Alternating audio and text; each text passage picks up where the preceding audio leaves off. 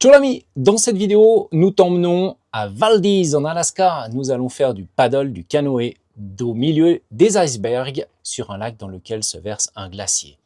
Ensuite, nous irons voir des ours manger des saumons et ensuite nous irons à McCarthy marcher sur un glacier. Et puis, il y aura Haynes où d'autres ours et un aigle viennent manger du saumon. Et puis, il y aura Salmon Glacier. Allez, je t'emmène en piste l'ami. Valdez, ville de 4000 hommes environ, fut nommée par les Espagnols en 1790. Elle devint une ville de la rue Everlord en 1898. Elle fut reconstruite en 1967 après qu'un tremblement de terre dévastateur en 1964 eut endommagé son emplacement d'origine. Valdez devint plus tard le terminus sud de l'oléoduc Trans-Alaska et souffrit de la tristement célèbre marinoire de l'Exxon Valdez en 1989 qui perdit 37 000 tonnes d'huile. Ouais, donc là, ça fait déjà un petit moment qu'on est sur le canoë. C'est vrai que c'est quand même bien plus long à installer et à préparer. Voilà, on va à l'eau. Bon, là, on est parti, ça y est. Bon, là, je crois qu'on est vraiment au top du top. On avait une envie de faire du canoë sur les lacs et au Canada et en Alaska. Mais là, on ne s'imaginait pas faire en ce qui me concerne, du paddle, même si là, j'ai pas l'air très actif, et Myriam du canoë au milieu des icebergs, quoi. C'est juste splendide. Voilà, on va aller visiter la grotte.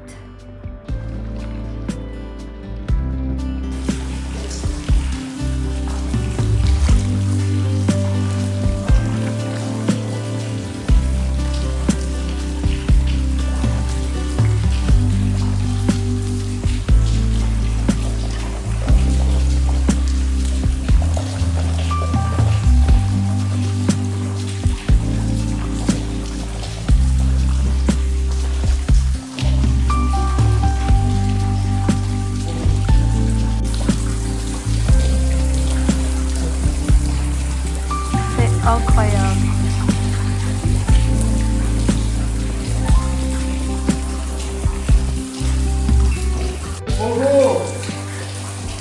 C'est magique.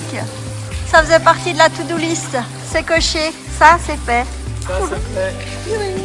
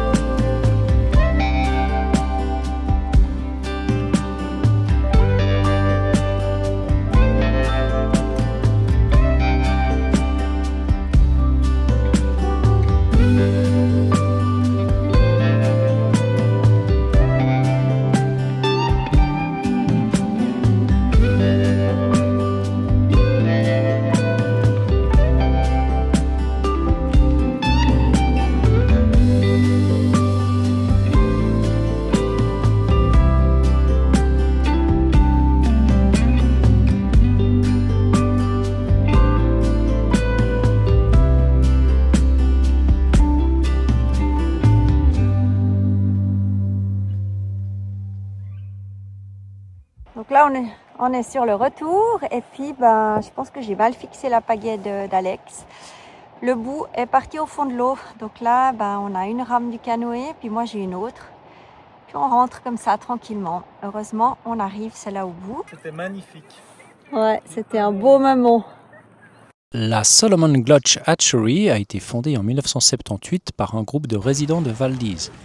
Le désir d'élever davantage de saumon pour les pêcheurs locaux est né après plusieurs fermetures de pêche dues aux hivers rigoureux de 1971 à 1973 qui ont anéanti la plupart des montaisons naturelles vers la baie du Prince-William.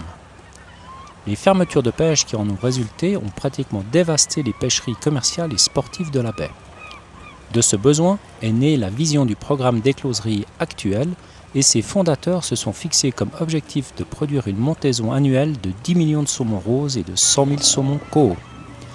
Construite en 1981, elle a relâché ses premiers alevins de saumons roses en 1982. Et il semblerait que d'autres types de pêcheurs y trouvent leur compte.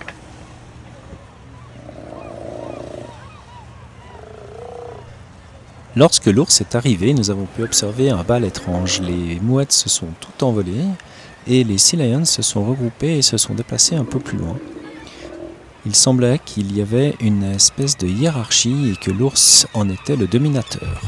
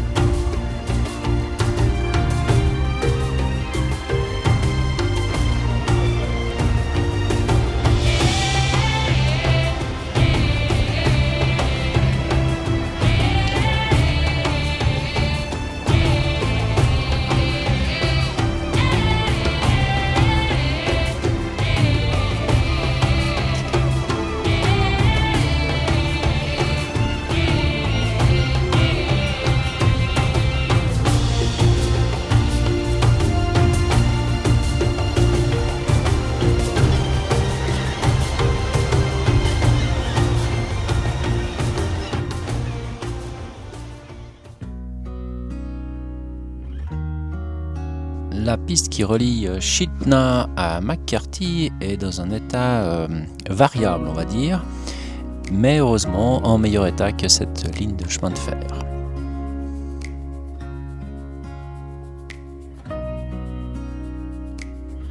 La journée a été exceptionnelle aujourd'hui. Nous avons commencé par une vue magnifique au petit déjeuner, une piste défoncée jusqu'à McCarthy, une petite marche, un petit tour à vélo pour aller une petite marche, se rendre sur un glacier, marcher sur le glacier et voici les images. Là nous sommes à McCarthy et nous allons voir le Root Glacier qui est juste derrière toi. Donc là on est dans un parking qu'on a dû payer et le glacier est là-bas au fond. Alors en fait on va faire 4,5 miles à vélo pour éviter de payer la navette. Et puis parce que ça va être joli. Et puis ensuite il y a 2 miles à pied où je rejoins nos amis Sandrine et Alain pour faire ça ensemble et marcher sur le glacier. Kinnicott est un camp minier abandonné situé au bout de la route reliant Chitina à McCarthy dans le parc national de Wrangell St. Elias. Proche des mines de cuivre les plus pures de la planète, 70% de cuivre dans le minerai, celles-ci furent exploitées jusqu'à leur épuisement à la fin des années 40. Le camp Kinnicott a été déclaré National Historic Landmark en 1986. En 1938, le filon étant épuisé, les installations de Kinnicott sont abandonnées, ainsi que la petite ville de McCarthy située à quelques kilomètres, laquelle hébergeait les commerces, saloons et autres lieux de distraction des mineurs. La mine avait produit 500 000 tonnes de minerais pour une valeur de 200 millions de dollars. Depuis 1960, une route non goudronnée de 90 km relie Chitina à McCarthy-Kinnicott, ce qui a permis le développement du tourisme. La ville de McCarthy proposant restauration et hébergement est accessible par 2 ponts successifs et des navettes assurent le transport des touristes vers les anciennes installations de la mine.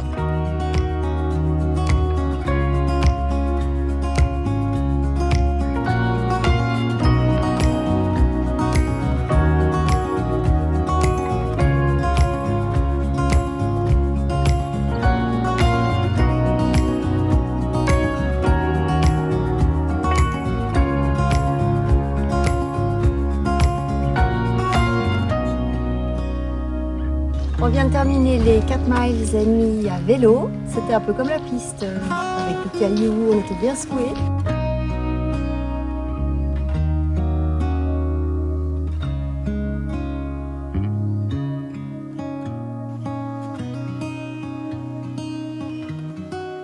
De l'ancienne mine que nous avons atteint à vélo, il nous reste 3 km environ à marcher sur ce sentier où nous attend une autre surprise.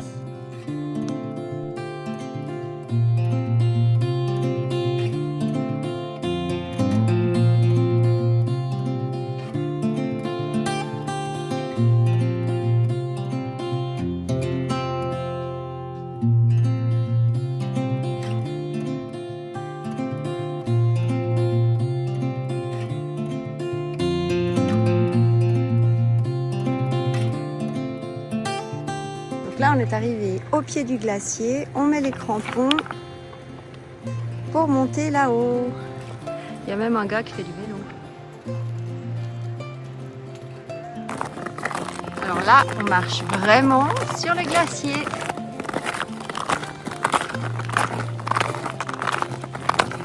Et on va aller jusqu'à la partie bleue.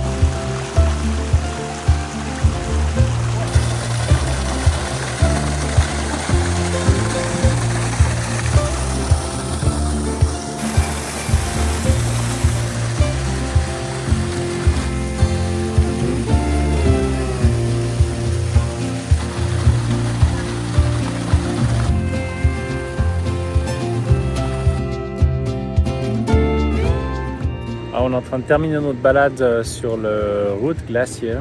C'était waouh!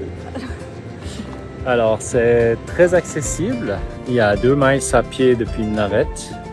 Et ensuite tu marches à ta guise sur le glacier. Voilà, juste la descente pour arriver au glacier. Là, il y a, ce qu'on va dire, Ouais, 300 mètres. c'est un peu raide avec dans les la bottes, caillasse. hein. Ouais, vaut mieux avoir des bottes, c'est plus safe. Ouais. Et évidemment, pour finir, eh bien, il y a eu une bière à McCarthy, petit bled bien sympathique.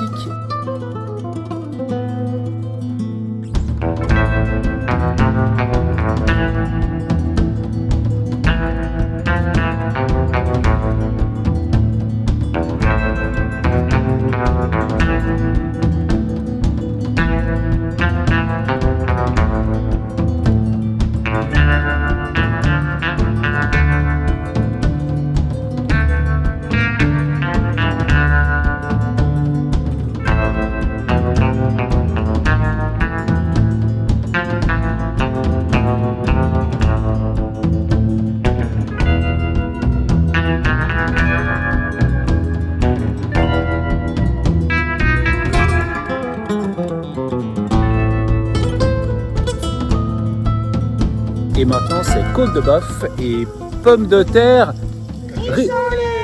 Merci les amis.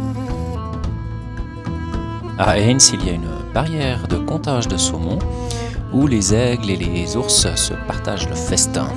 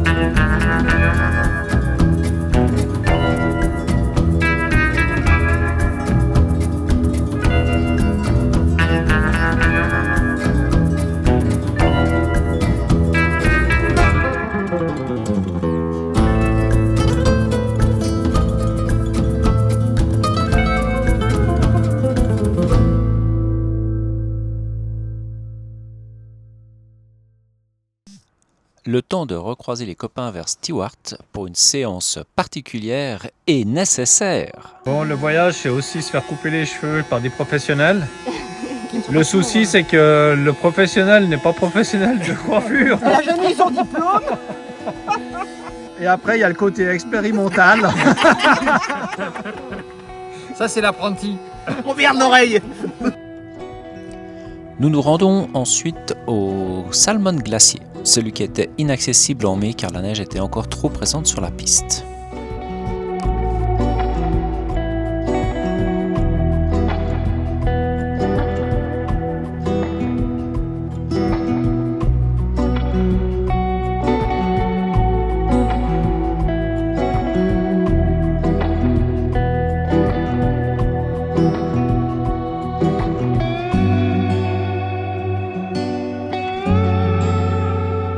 Derrière moi, c'est le Salmon Glacier. Il fait 37 km de long. C'est le plus long glacier au monde accessible en voiture. Apparemment, ce que j'ai entendu. Et puis devant nous, alors là on ne le voit pas, mais je vais retourner. Là, il y a un petit tas de rochers qu'on va devoir escalader pour accéder au Small Glacier. Et là, on va voir des... Vous verrez bien.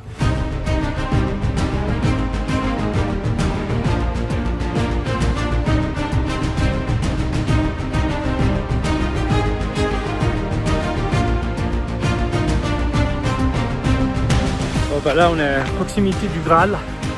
C'est pourquoi on marche aujourd'hui.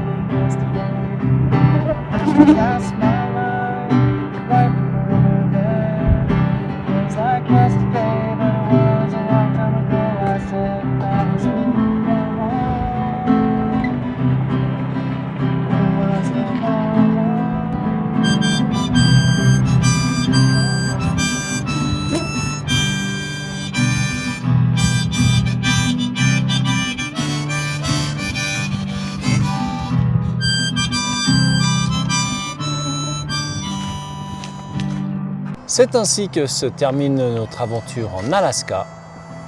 Mais non, ce Salmon Glacier est au Canada. Mais il y a au bout de cette piste, au départ de cette piste, ou à l'arrivée quand tu redescends, un poste frontière à la sortie du village de Ryder, qui est une enclave alaskienne. Pas d'entrée aux États-Unis, mais une sortie pour rentrer au Canada. Alors tu y étais déjà.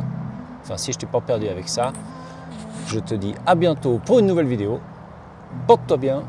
Ciao l'ami!